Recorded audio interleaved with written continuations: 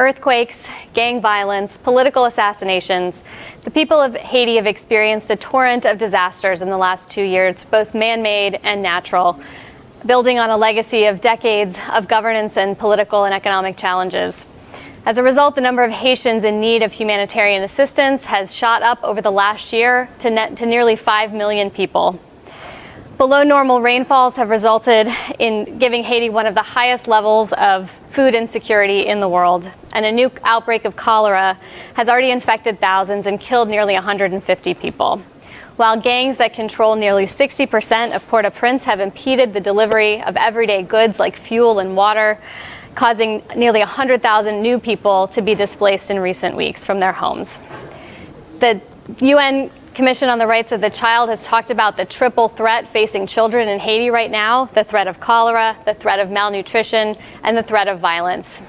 Despite this serious, grave situation, however, the incredibly resilient people of Haiti continue to work to restore political stability, to bring economic opportunity to their country, and most importantly, to provide assistance and to meet the immediate needs of those around them in their communities.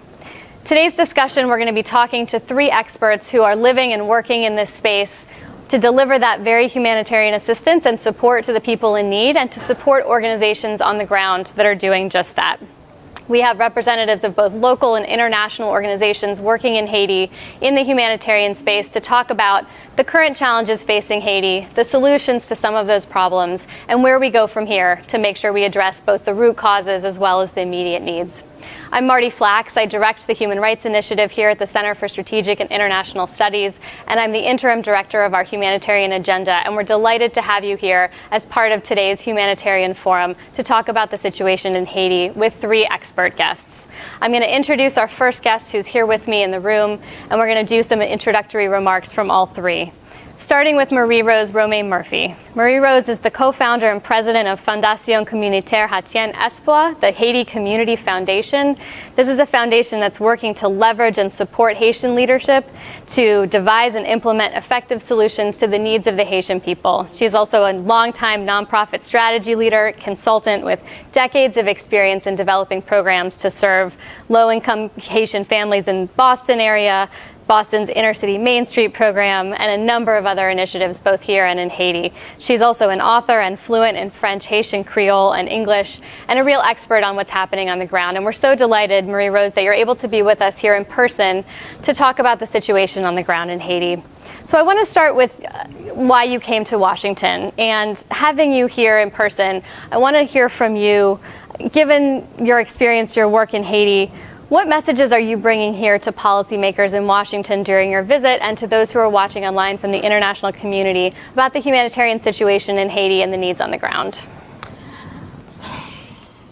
The message that I bring is that Haiti has been in crisis for decades. I've heard someone say today that Haiti has been in crisis for 10 years. Forget about 10 years. It's been a lot longer. And the crisis, one crisis has fed into another. The humanitarian situation has gotten more complex. And part of the issue is because we haven't addressed the root causes. The sector hasn't addressed the root causes. On the other hand, and I can say, given how long I've been working in the field, and I was born and raised in Haiti and have worked in the country for over a decade now, is that it's never been that bad.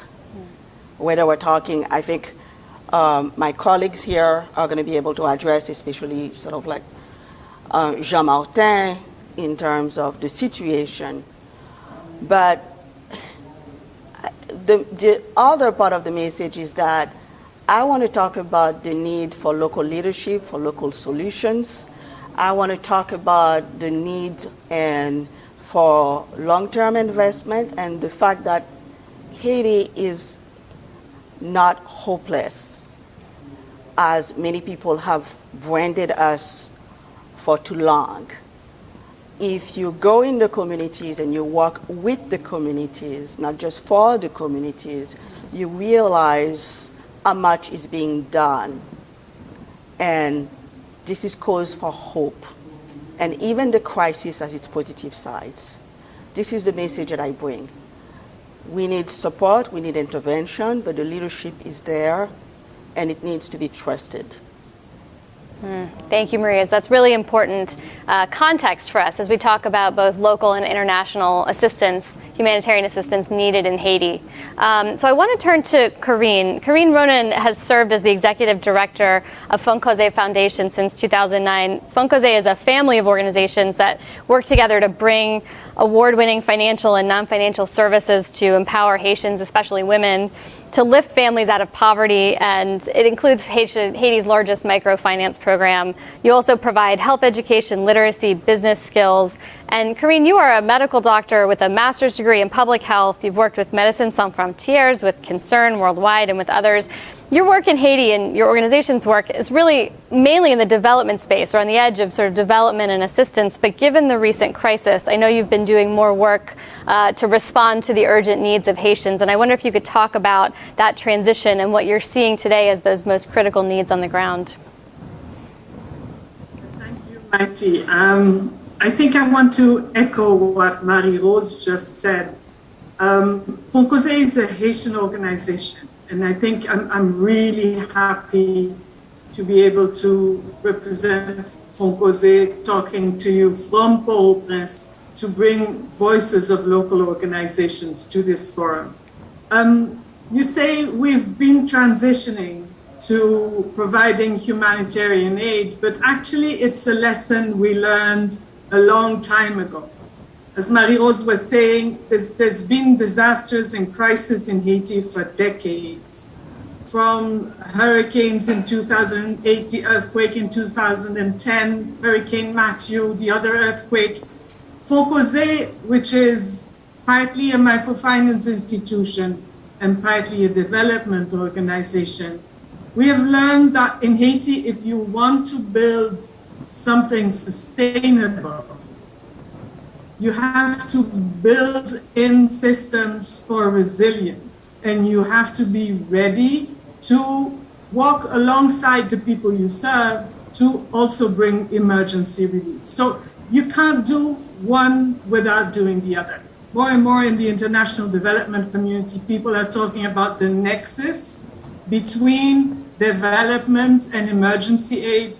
And I think if there's one country where that nexus is really, really important, it is in Haiti. And shortly we'll have to make it a triple nexus, as climate change is not going to spare us. And so we're going to have to take into account long-term systems and local infrastructure building, together with emergency intervention and resilience, together with ways to actually mitigate the impact of climate change.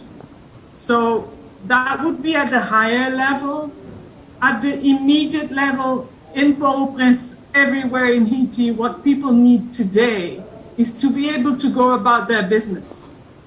Like, people are really, really resilient, and they can bounce back from unimaginable situations.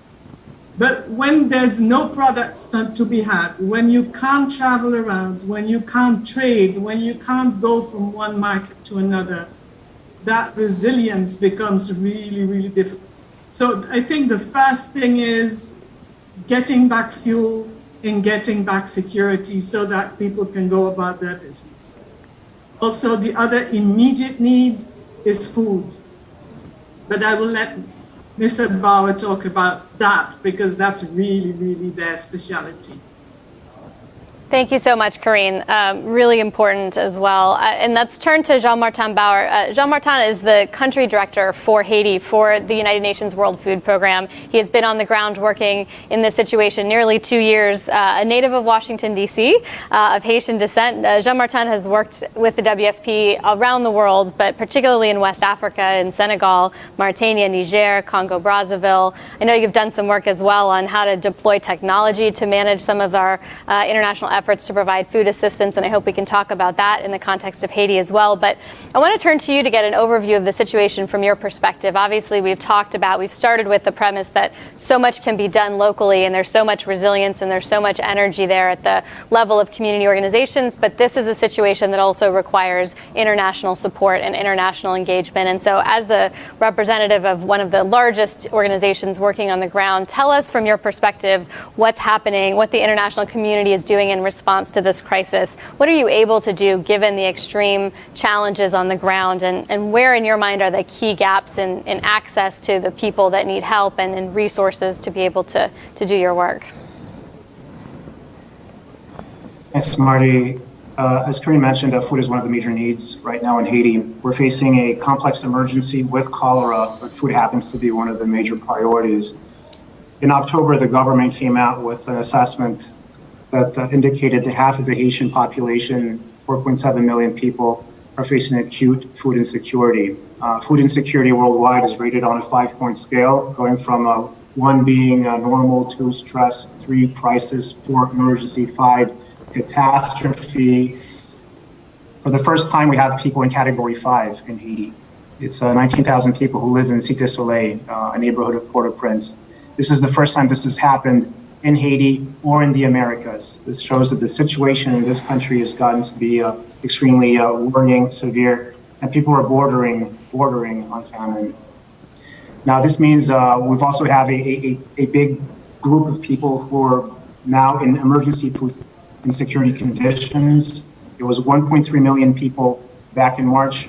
The October numbers show that that group is growing to 1.8 million, so 500,000 increase in that number. So the needs are high, driven by fighting between armed groups. There's been this displacement of 100,000 people. Food prices have also gone sky high. That's been as a result of the conflict in Ukraine, as a result of international food prices going up. Haiti imports half of its food, and therefore the impact is that food prices rise here. So the high price of food, the high price of fuel, this is what Asians call la vie chère, and it's been a big element in the instability right now facing this country. Now, the international community is ready to respond, but we've also faced extreme difficulties in this context, and we've actually been the object of attacks. International organizations in the country and national organizations as well, they've had their offices looted, their premises vandalized. In the case of the World Food Program, we had an attack on our sub-office in Gonaïves on September the 15th. We also had our sub-office, well, that office was looted and then burned. In Lekai, we also lost a warehouse. The losses of that looting just for WFP prevents us from assisting 200,000 people right now. We had food for 100,000 school children in these warehouses. So at the very time that these needs in Haiti are increasing, we're talking about food insecurity, displacement, cholera, well, the humanitarians have come under attack, and that makes the situation quite complex for us. And another aspect is also that we're actually quite underfunded in Haiti, and I'll come back to that. But I would say in spite of this situation, we have been continuing to provide assistance to the Haitian population through our partners, many of which are local. 68% of distributions WFP does are through local organizations, so we couldn't do this without them. But since the Pays Loc began, so since these conditions have existed in Haiti, we've provided food vouchers or electronic vouchers to 100,000 people. We've continued our essential role of providing supply chain services to other humanitarian organizations, including local ones, and that's the Humanitarian Air Service in Haiti. Port-au-Prince is essentially surrounded by armed groups. You can't go in and out safely except through the air. So we run a humanitarian air service. We've done 200 flights since September 12th. We've also done cargo flights to bring essential items for cholera into the country. And we've also been able to do food airlifts from Cap-Haïtien to Port-au-Prince. There's a factory in Cap-Haïtien that produces the nutritious food we need for children here in Port-au-Prince. So we are able to meet some emergency needs. We've been doing hot meals at Hugo Chavez, for example, which is the where displaced people live near the airport of Port-au-Prince. But we need to be able to scale this up. And there's actually a challenge, and there are gaps there. The gaps that we see, and I'll close on this. I mean, the number one gap I faced is awareness, and awareness in the United States. I'd like to thank the Center for Strategic International Studies for convening this talk, because there's not enough awareness in the U.S. about the situation of Haiti. We also have a funding gap. So the distributions we're doing right now in places like Cité Soleil, Bel Air, Martissant, La Saline, they will end in a few weeks if we don't get more food into this country and if WFP doesn't get more contributions. We have a $100 million gap for the next 6 months. Needs are very high, and we're burning through the available resources quite quickly. And finally, one of the gaps I see is the acceptance gap. Again, humanitarians in Haiti came under attack. And I think a lot of humanitarians actually understand what Marie-Rose and Corinne were saying about resilience and working with local communities and going zépaule contre zépaule, shoulder to shoulder with communities to achieve greater resilience. But we were still attacked, and we need to think about how we can be accepted and continue delivering in this kind of environment. Thank you. Thank you, Jean-Martin. Great overview of some challenges, and I want to maybe stay with you for a minute because as you mentioned, this crisis is not getting the attention that other humanitarian crises are getting in Washington, D.C. But in the last few weeks, it has started to pop. And the thing that's made it start to pop is the level of insecurity and the level of violence. But particularly what seems to be impacting people's daily lives is this issue of the port closure and the bottleneck that has created in terms of fuel, of water, of just daily goods, and then the knock-on effect that's had on the economy. And so in a moment, I want to hear from you, Marie-Rose, about sort of what you're seeing that impact. But tell us, Jean-Martin, what impact that's having on your ability to distribute goods. You mentioned you've started an air service. That's obviously much more expensive to bring in food that way. But it sounds like in the last few days there's been some movement, maybe some progress on getting that port reopened. What's your sense of the situation there? Do you see movement, and do you get a sense that you're going to be able to use that as a delivery option in the near future? Well, we're cautiously optimistic that things will get better. We need to know that if the ports reopen, it's a step forward. But we've taken 3 steps back with this crisis. Mm-hmm. Conditions were really bad before any armed group came into Valeur. The fact that they've left is a positive. But you need to know that the food security numbers I quoted in my earlier intervention, that's all data from before this PLOC. Before any of this happened, half of the Haitian population was acutely food insecure, and unfortunately these conditions will continue. The fact that the ports open is good, but it won't resolve this crisis. And the impact on humanitarians has been to slow down our supply chains. It's created shortages. It's had us resort to these, to using airlifts, which are quite expensive. And with insecurity, we'll have to spend a lot more on security in the future, unfortunately. And we have to be careful that we don't lose the really important flexibility we need to be able to reach the population. So it's a new world for us. There's going to be a before and an after for the humanitarian community, considering that we were attacked in places like Port-de-Paix, Gonaïves, Jacmel, Jérémie, Les Cayes. We just have to think about how our presence in this country and how we relate to the communities. It's a big challenge for us, and it's something we need to unpack, the whole issue around acceptance. Yeah, Marie-Rose, maybe you can help us unpack that a little bit. What's your sense of if you have any sense of what's kind of driving some of that display, that anger against the humanitarian community, those attacks, that violence that they've faced, and how are your organizations that you are working with responding to the kind of bottleneck situation that's resulted from that port closure? Okay. People are angry, and they are hungry, and they are exhausted. People keep talking about the international community and everywhere, the resilience. And the reality is that we have gotten so many knocked down. I mean, we've had to deal with so many disasters. Every day you have to worry. You hear about kidnappings. There are killings, kidnappings. Somebody that you know is getting kidnapped. I've had several people of my family kidnapped. And it's highly stressful. Mm-hmm. And, it's also very difficult. You have people that are sort of like die-hard Haiti, I will not move, I will not go, that are considering leaving, or they are going out of the country because their businesses are getting, burned. They have to worry about their children. They have to hire security. food is very expensive. You can't really like socialize. Also, as far as functioning, when you have like protests and barricade, and I mean, I realize that people are in favor of protests, and we're all in favor of protests. But here's the story. The story is that you're paralyzed. You're paralyzed, and you can't go anywhere. You can't really help the community. And usually, in terms of funding, there's a lack of flexibility because right now, I mean, the gas prices have come down, but it used to be sort of like, what used to be 200 good is 500, 1,000, and more, sometimes up to 5,000 if you're really desperate. People are making money out of that deal.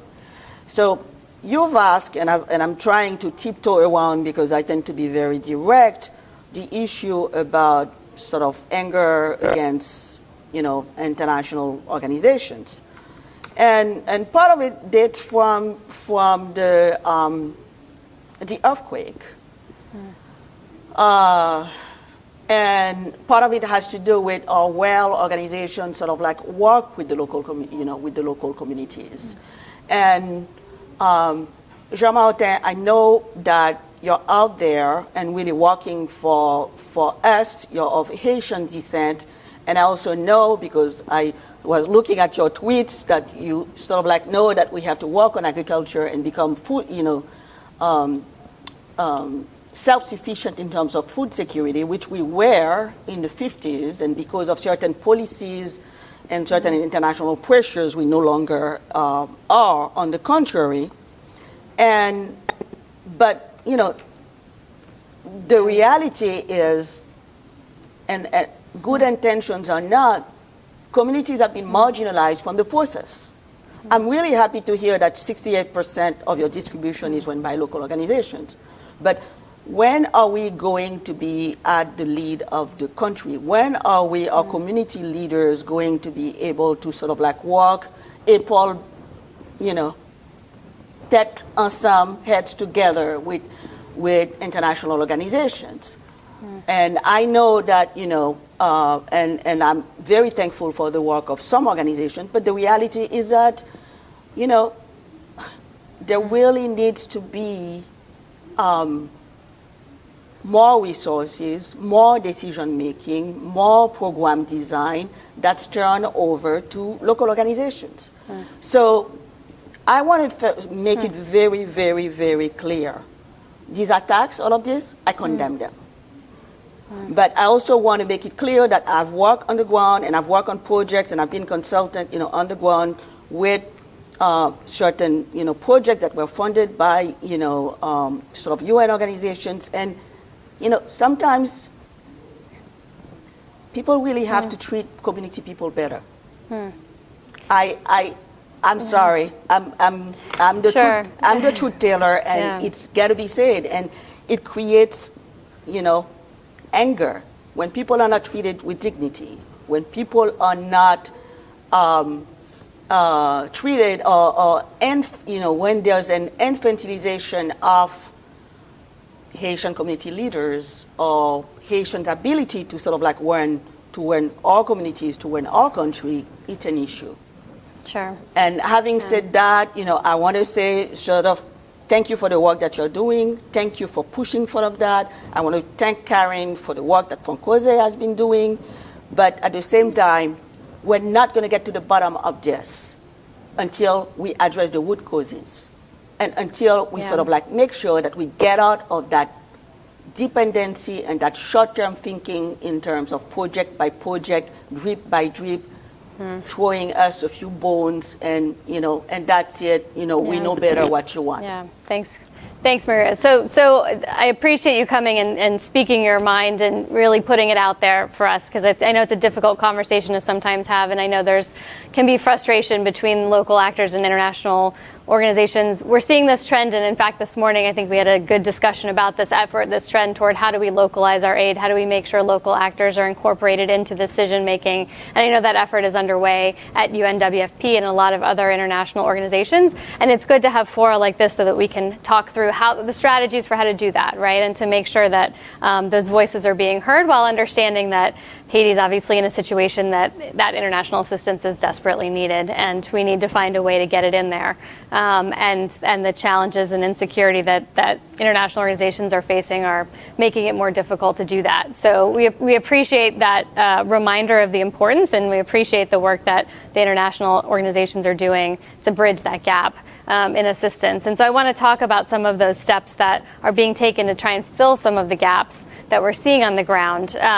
We talked a little bit about food delivery. I want to talk a little bit about healthcare as well. Karine, I know you're a doctor. I'm going to take advantage of that, even though you don't work in this space. But I wonder if you can talk about what you're seeing in terms of the cholera situation. If you can speak to the developments on the ground and the response that your organization or others are to support. I know you don't provide medical assistance, but to support the communities that are at risk for the spread of that disease. Okay, well, it's a bit like Marie-Rose was saying, the health crisis in Haiti it's not the cholera right now. Accessibility of health services and the quality of health services has been very bad for a very long time. So this is kind of really the straw that broke the camel's back, because the whole system is very, very weak. And so if you put on challenges like the one that cholera is causing, it makes the situation even more complicated. Everybody's mobilizing. Like, for example, at Foncosé, we don't have health programs, but we work with our clients to make sure they're aware of cholera, to make sure they remember that they have to treat their drinking water, that they have to wash their hands. It's really basic preventive messages. And when you talk to people, people say, yeah, I remember, we used to have that and it used to happen to us. And so I've got the feeling the whole response of the community is much faster than what we saw in 2010, 2011, for example. So there's a lot of information sharing, but the whole supply chain issue is there again, really, really hampering efforts. Even if the crisis, the cholera, started in the metropolitan area of Port-au-Prince, it's now out, I think, in 7 or in 8 of the departments, and getting products out there to take care of cholera patients, to make sure people can treat their drinking water. There's a huge problem of access to potable water all over the country. And to make sure they have oral rehydration. So that whole supply chain issue is there also, really making our life more complicated. And as Monsieur Bauer was saying, because of all these logistical constraints, displacing even one case of water treatment solution costs 2, 3, 4 times as much as what it costed 6 months ago. So all our operational costs have gone really up also, which makes, the whole issue of the funding gap even more acute. Yeah. Jean-Martin, I want to come back to you. You talked about this issue of insecurity. You've worked in some other environments around the world with security challenges, and certainly WFP has a lot of experience working in places in insecure environments. Can you talk about how you're thinking about some of the strategies that you have deployed, that WFP has deployed in other places to enable you to continue to work effectively in Haiti despite the challenges that you're facing? Thanks, Marty. I would like to take a second to respond to Marie-Rose. I think the comments that were made earlier by Marie-Rose on dignity, on community involvement, we are 100% on board with that. There are a lot of myths that go around about what WFP does in this country. I've noticed that some people think we bring in food aid from abroad and compete with agriculture. That's not the way food aid works in Haiti anymore. We do 92% of our programming with cash.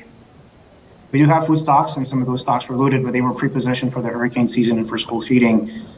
So that's why they were stocks in the country at that time. But we do most of our work through local companies, local businesses, local NGOs, and therefore we're proud to be a large contributor to these businesses and to Haitian society at large. We're not I think we're not who you think we might be if you listen to the rumors, or if you dig down, you actually find that we're quite engaged, and we've got a lot of complementarities between our work and what our local partners do. Now, in terms of security, I think my fear is that we might go from a situation in Haiti where we're actually quite close to the community to one where we might be more distant. In other environments I've worked in, it's compound life. If you think about Afghanistan or Somalia or environments like that are actually hostile to humanitarians, we end up retreating, and we end up perhaps the criticism is that you lose touch with the society you work in, and we need to avoid that in Haiti. I think we need to have the ability to maintain a presence, to be able to stay in, not just in the country, but as close as we can to the communities that we're meant to serve. This is not going to be an easy one, because with what happened, we're necessarily going to have to strengthen our security posture. That means more security officers in international agencies. It will mean more, but it will also mean more engagement with local communities. Hopefully there's more dialogue, there's continued efforts to understand what the risks might be and how to better assist these communities. So again, it's something we'll have to unpack. These serious incidents occurred 2 months ago. They were a wake-up call for the international agencies in the country, and we'll have to drill down into these issues. Yeah. You want to come back in? Yeah. Jamal, I'm aware of some of the programs that PAM is doing. Tanguy is a good friend, and other, and I appreciate your efforts. I was talking about, in general, about international organizations. So sure. I know that it's important for you to make the distinctions. On the other hand, as much as I want to try to avoid that uncomfortable position, I do want to say that international organizations have work to do when it comes to working with communities and treating community members and leaders as peers and, as partners. Yeah, thank you, Maria. And I think it's great that you're in Washington to help share that message with the many international organizations that are based here and that work out of here, and also, of course, with our government donor colleagues as well, because that's certainly it needs to be a priority in terms of that relationship building. I want to take a step back. In a few minutes, I'll just say to our audience, both in the studio and online, we're going to open it up to questions from the audience in a few minutes. If you're online, you can click on the question button and submit it online. If you're in our studio audience, there's a QR code near your seat. You can actually scan it with your phone, type in a question, and I will get it up here. So please send your questions in so we can hear from you and let our experts address the issues that you want to hear from them about. But I have a few more that I wanted to get into before we do that. One is climate change. We talk about the impacts that climate change is having on a whole range of challenges. And we're seeing that play out in real time in many ways in Haiti, whether that's the hurricane patterns, whether that's impacts on agriculture. And obviously that has a knock-on effect and a relationship between the other challenges, governance challenges and economic challenges, but even some of the violence. I wonder if from each of you, I would love to hear a little bit about how you think about the challenge of climate change in your work and how that impacts both your short-term planning, but also as you think about your organizations in the medium term and long term, what impact you think that's going to have on on those efforts. So, Karine, let me start with you, and then I'll come back around. Okay, thank you, Marty. Like I was saying earlier, climate change is definitely impacting our work. It's what we see directly. We work with these ultra-poor women in rural areas, and what they confront is that practices they had for generations on how to do agriculture don't work anymore. Because rain has become way more unpredictable, because there's a lot of erosion, because natural resources have been depleted. And so we need to work with them to to flexibly adopt new practices for agriculture. And one of the gaps from that point of view is that there's very little research being done in Haiti on agriculture and on agricultural practices that may be better adapted to climate change. And I think that's one of the gaps we see when we work with these very poor people. What should we tell them in terms of what kind of crops to grow, where to find the seeds that will actually be more resistant to drought, for example? Because for now in Haiti, what we see is that there's way more drought. I've been living in Haiti for 25 years, and over the 5 last years, there's been repeated droughts that are actually really difficult to address, especially in some of the drier areas of Haiti. Great. Jean-Martin, let me come to you. I know WFP has been thinking about this issue extensively, but particularly in Haiti, how are you thinking about this? Well, we're worried that this is going to get worse and increase country. Haiti is already one of the most risk-prone environments in the world because you've got earthquakes, hurricanes, also the possibility of drought. The fact that there was insufficient rain earlier this year is one of the factors why we have 4.7 million people in food insecurity right now. So these are extremely worrisome to us. What we've done is try to work on programming with the Haiti's farmers. We need to make sure that the Haiti's farmers are strengthened so that they're able to do what they do best, which is feed Haiti's people. So we work very closely at the community level. We do extensive consultations with them to understand what their needs are. And once we have a good understanding of that, we do help them do things to better conserve water, work on making their food production more resilient.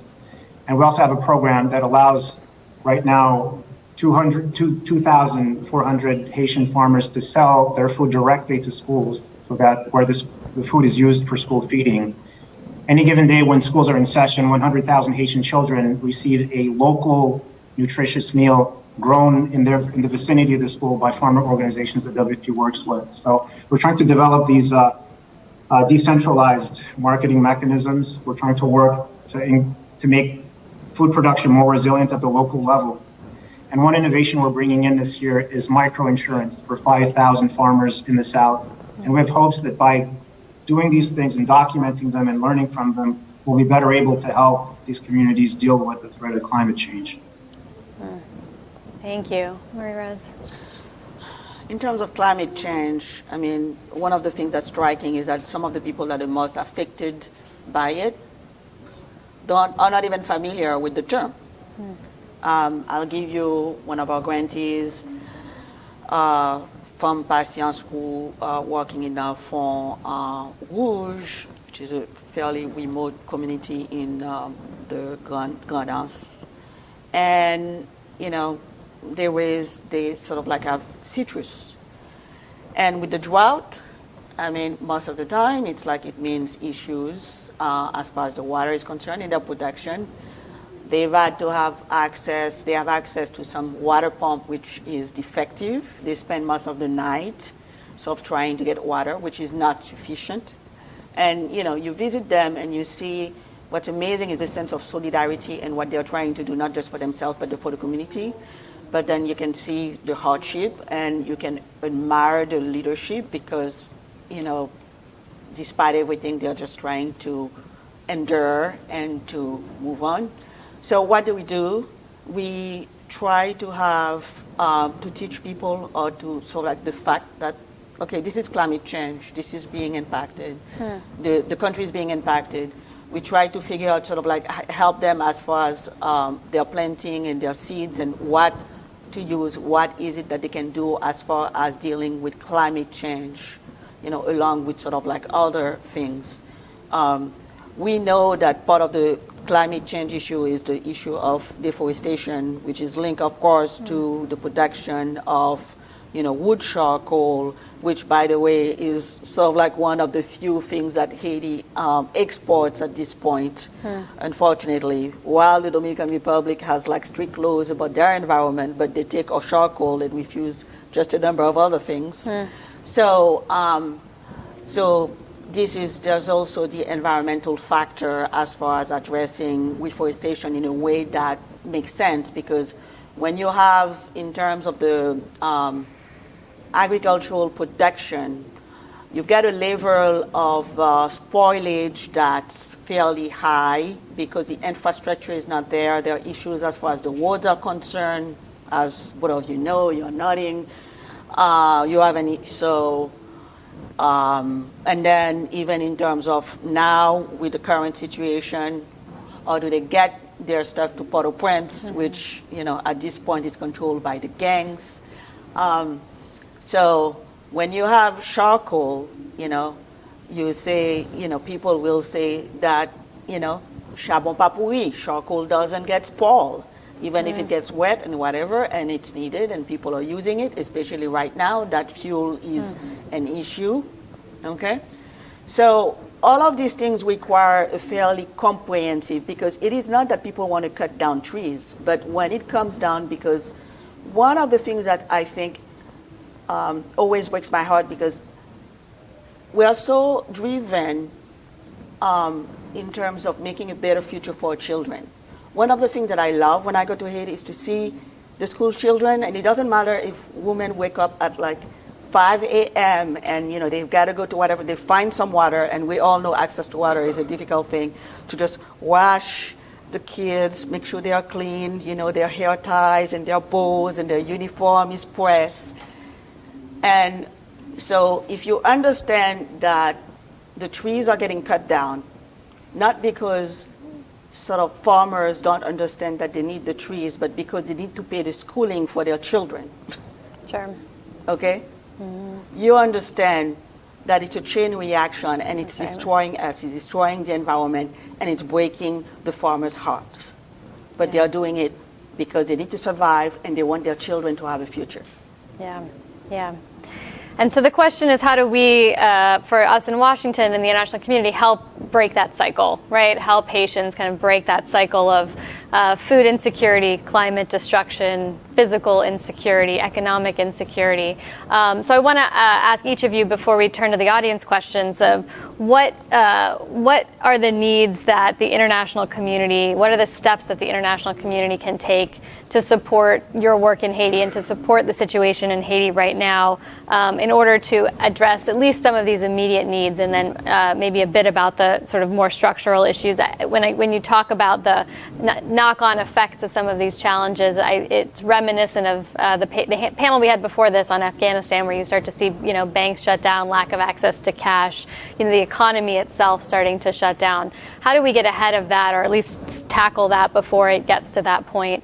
In Haiti, what do you want to see in terms of, what are your needs in terms of funding and support? So I'm going to start with Jean-Martin, because you talked about a funding gap at the beginning of this panel. Talk about WFP's needs, and then Marie-Rose and Karim will come to you in terms of what the international community can do to support your organizations and similar ones.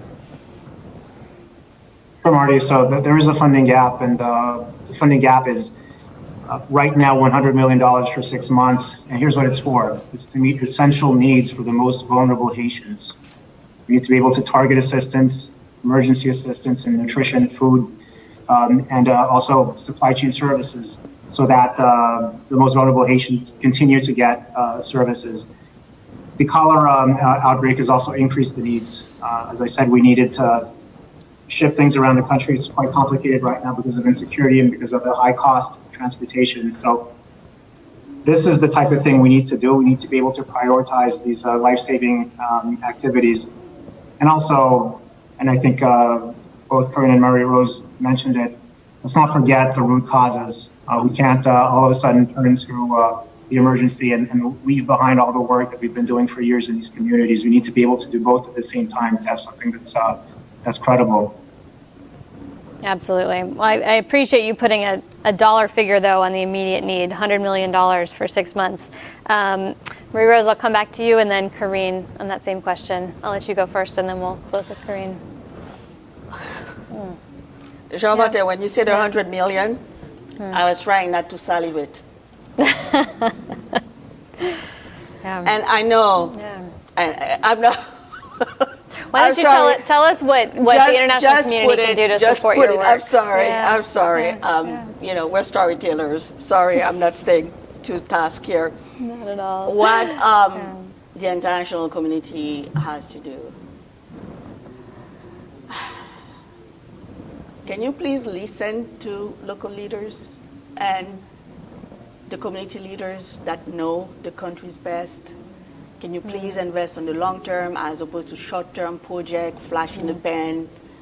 We're tired because it doesn't work, but then we're trying to do cookie cutters because, you know, that's all we know and we know better, so we'll tell you, and these poor people don't know better. This entire attitude, can you please give us a chance? I'm going to tell you a story that I told actually one of our founders who sort of like stopped by yesterday, and I said it really hit me hard.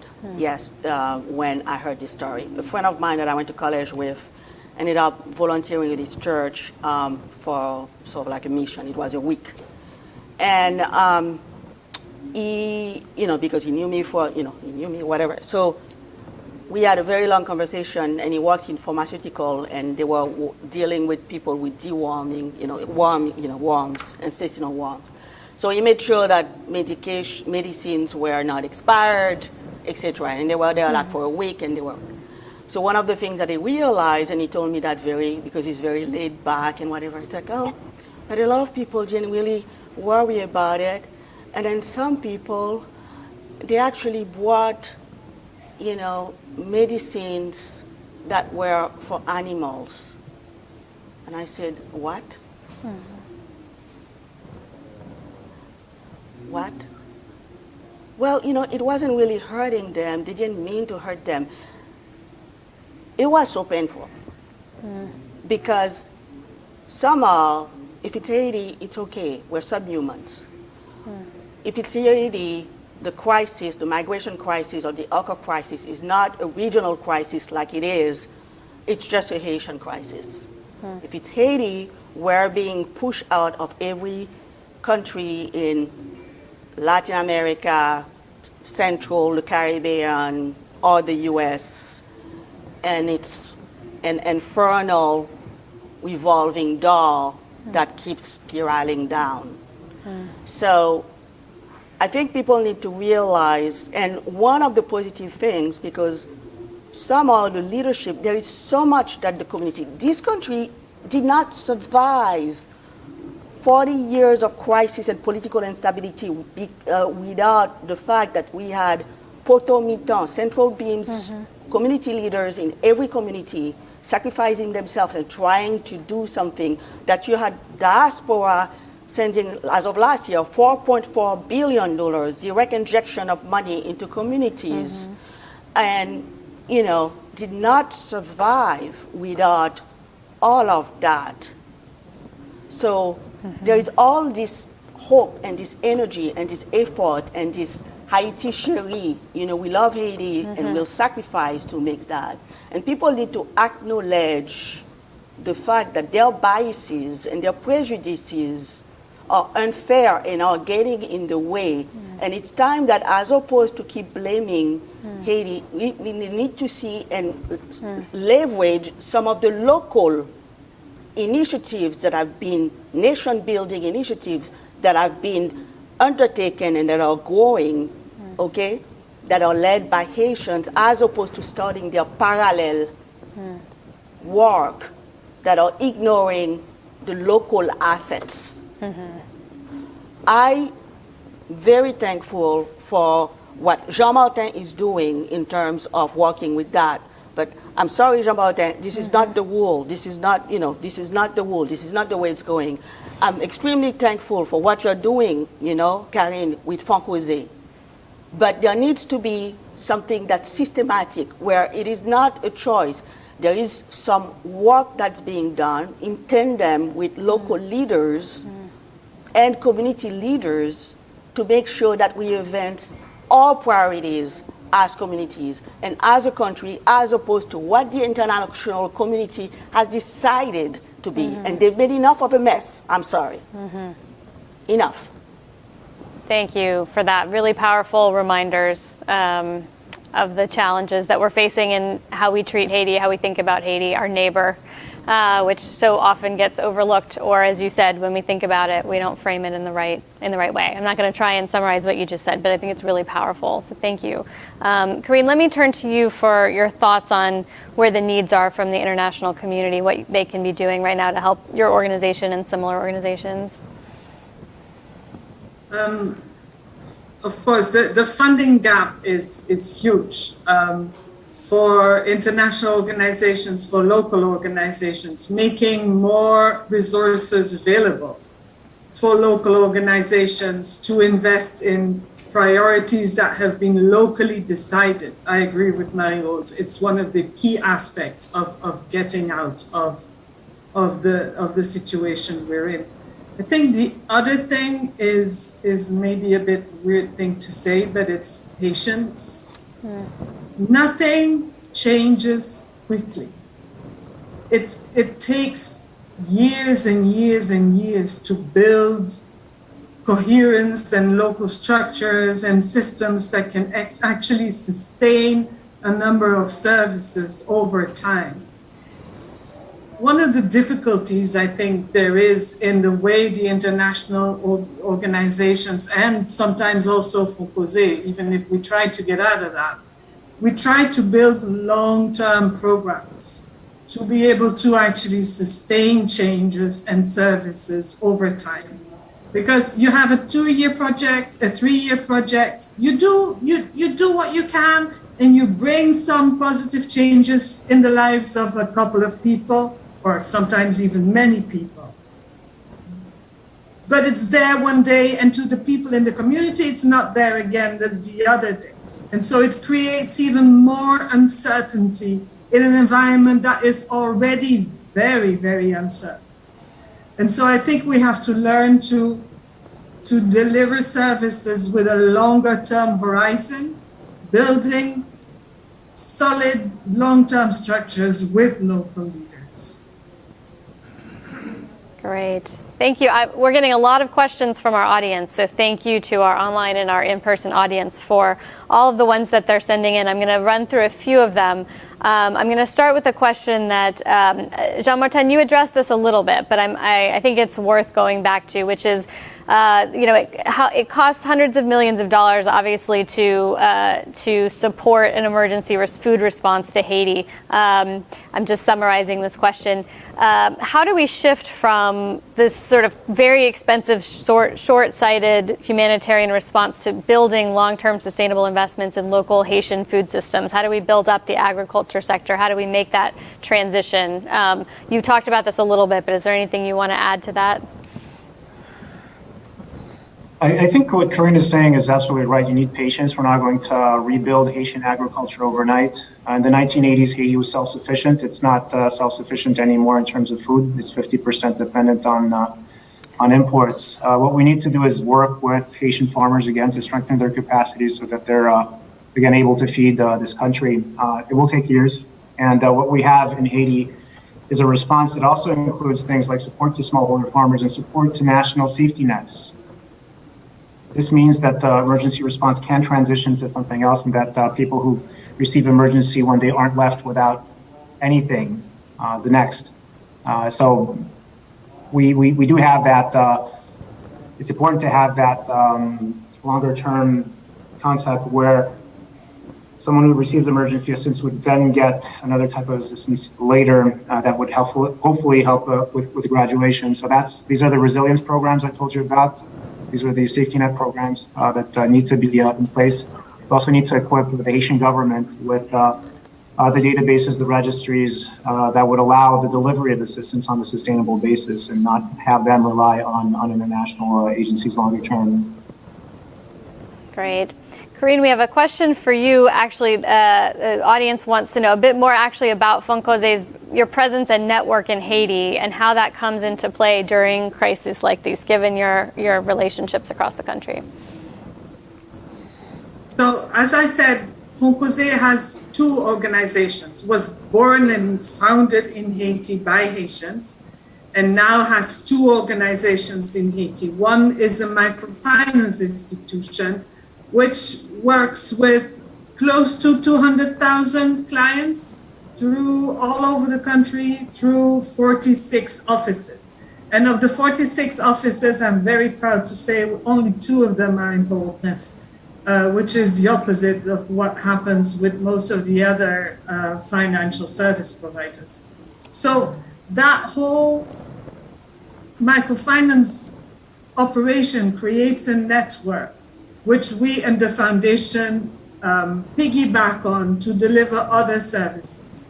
Like, for example, services distributing water treatment products, training people on cholera, or training people on COVID 3 years ago, or identifying clients who have been victims of earthquakes and making sure their names make it into the lists of the emergency intervention.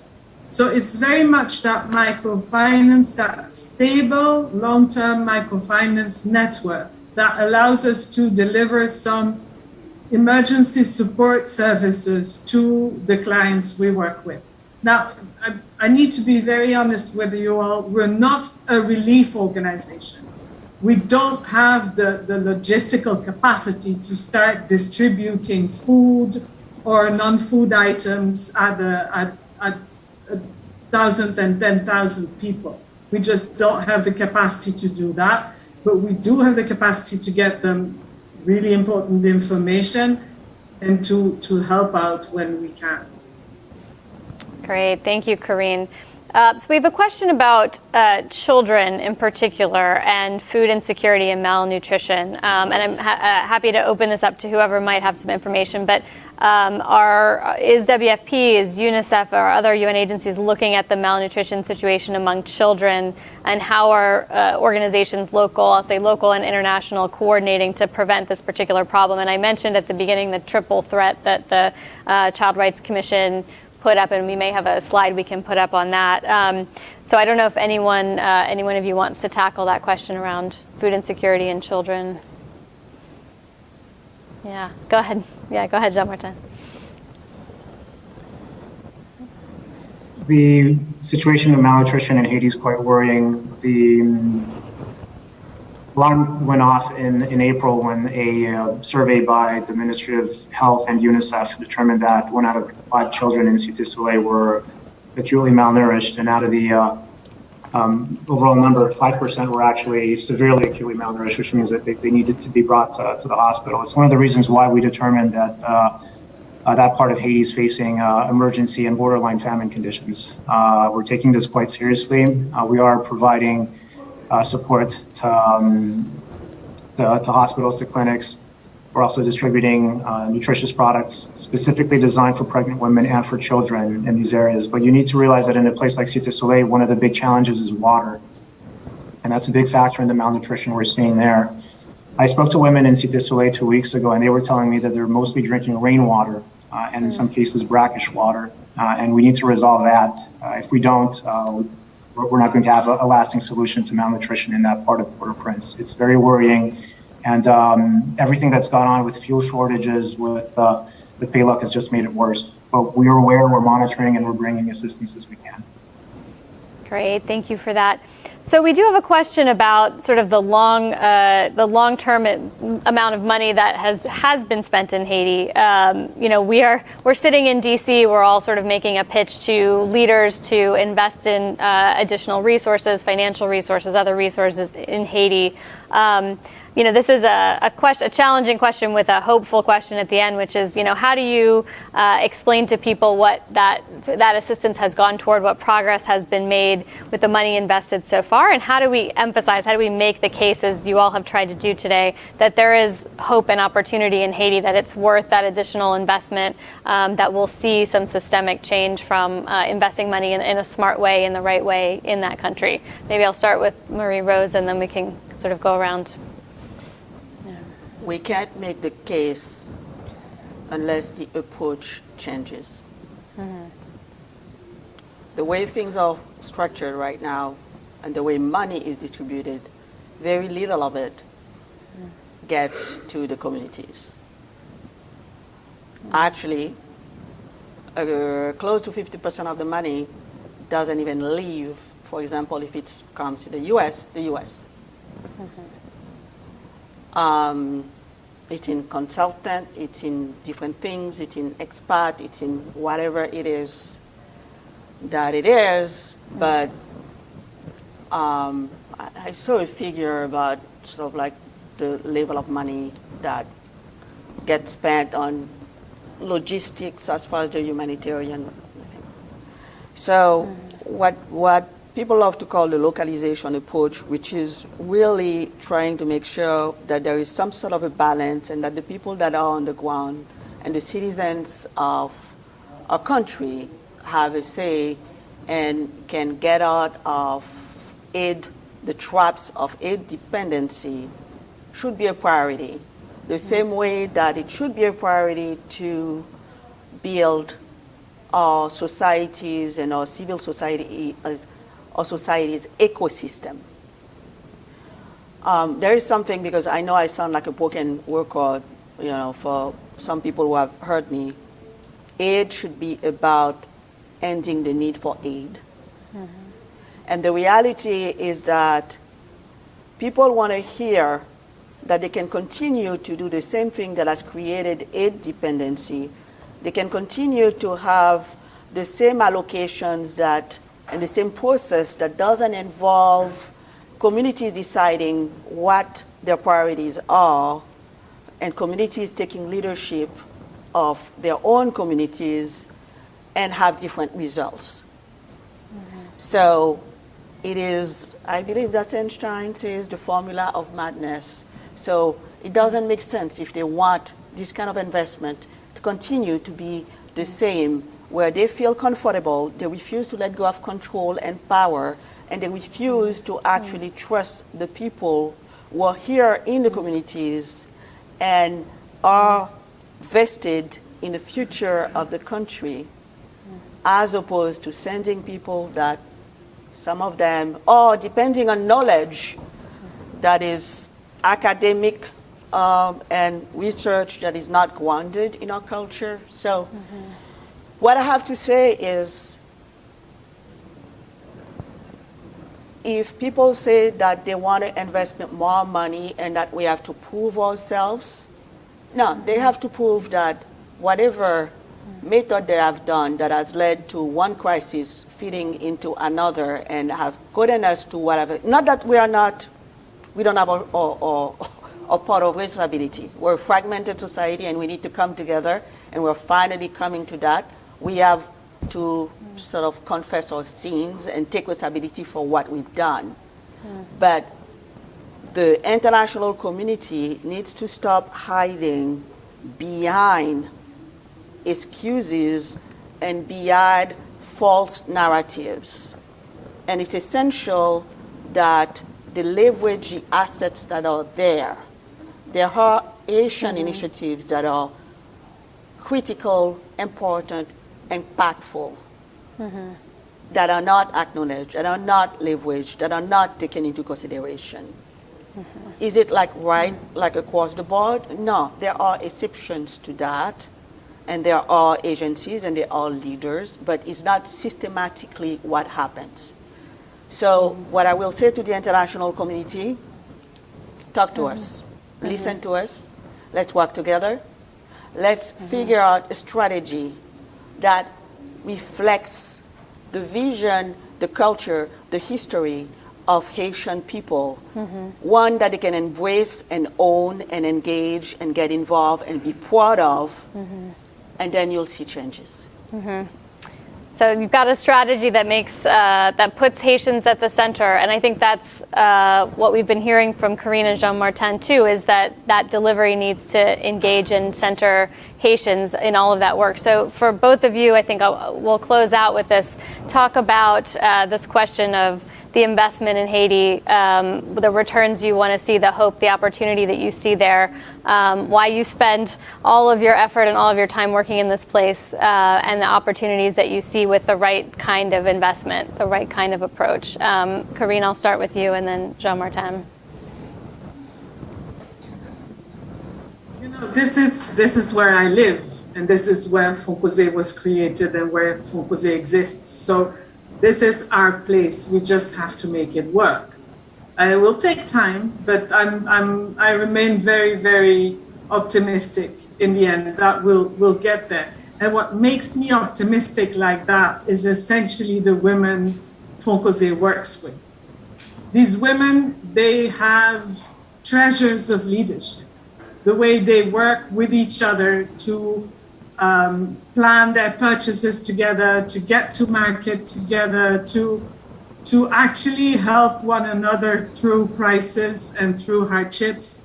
It really gives me hope that if we just persevere and work with Haitians at the center of what we're doing, we'll get there.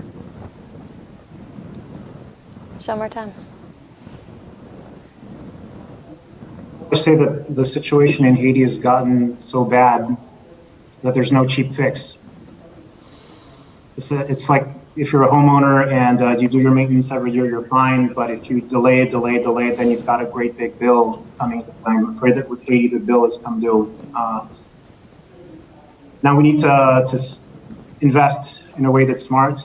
I'm proud to say that for WFP, 93% of the money we spend stays in Haiti. That when we do 92% cash, that helps businesses, it helps food processors, it helps farmers. These are the things we need to do to help drive economic multipliers, create jobs, and provide for a future. And we can't just do it once. This needs to be sustained. Now, what I liked about the way we face this crisis as an agency in this country, it was very difficult for us. It was very difficult for the WFP team in Gonaïves and the WFP team in the CAI. They saw years of work destroyed by looters. Imagine your office, the place where you work for 10 years, being destroyed and burned and vandalized. That's what happened to about 40 of my staff in this country.